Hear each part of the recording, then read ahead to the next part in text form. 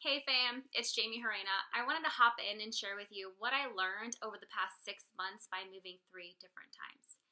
So if you're anyone like me, maybe you didn't grow up on personal development or whatever the heck that stuff was called at that time, but you always had this sense of like being unhappy wherever you were. You were thinking, I hate living in this state because it's surrounded by negativity.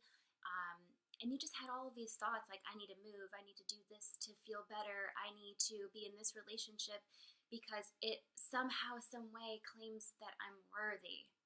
So we're going to go ahead and dive real deep because right now is that time for me to share with you where I was so that you can learn from my life and become more conscious of your own.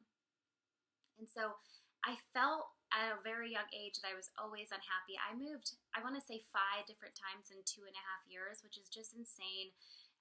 3 times being in the last 6 months on top of the other 5 times. I mean, it's just crazy. And so I really developed this mindset that if I just got to that new location, I would feel happy because it was a new start. But that only lasted like a couple of days, and then I was back to feeling like I was alone, I was unworthy, I wasn't good enough, and all of these thoughts would start right back over. And so I felt like this constant struggle or over analyzing everything. And with that kind of mindset, you guys, your brain is just focusing on what's next over what's really appreciating what's right in front of you. And so it never occurred to me that I was sick of myself. I really hated what I was surrounded by and my internal home, you guys. I spent all of this time and energy on changing my physical location that I didn't realize what really mattered was my mental state, my mental home. In here, my soul, what my thriving purpose was. And so I think that we forget that it's not about the outside things that are supposed to fill us up and make us happy, because happiness is an inside job. It doesn't come from seeking for a relationship to feel whole. It doesn't come from the thrill of moving countless times. It really comes from learning to love yourself and accepting that you are joy, you are love, and you are peace, and you are worthy. So I got sick of living life on a roller coaster and always having the sinking feeling of what's next? This always happens to me. Why does this always happen to me? And I decided to shift that mindset of I need this to, and this being the external to be happy, to I deserve to be happy in here. So how can we fix this mindset? I highly recommend that you start by thinking of gratitude. Wake up in that moment that you feel shame or guilt or sadness come up, take a couple of minutes and just say, okay, I'm alive, I woke up, it's a beautiful day. Even if it's not, it's a rainy day, so the flowers get nutrients. Whatever it may be, think of what you're grateful for. If you're a parent like I am to 2 beautiful kids, I've got a lot to be grateful for.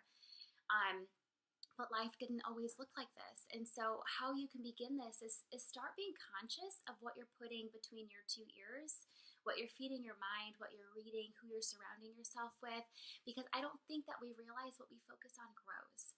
So if I'm watching a movie, in my case, I'm an empath, so if I'm watching something scary, I'm sure as hell going to be scared about something. I'm going to feel like I'm in the movie Scream and I'm upstairs and somebody's chasing me or whatever the case may be. I'm like turning the lights off and running up the stairs, like not looking behind me on the staircase because I'm just freaking weird. I know I'm not alone, so if you're lying if you say you haven't done that too. And so I want to begin this journey of happiness with you. And I want you to be conscious of what you're allowing in your life. And so be mindful of what you're listening to, be mindful of what you're reading, be mindful of what you're watching, because that's going to affect yourself. That's going to affect how happy you are, and how easily you're affected by things. And hey, if you're surrounded by negative people, and not knocking your friends or your family, but if you are in a place where you feel like you're surrounded by negativity, it is okay to take a break and revisit it when you are strong enough.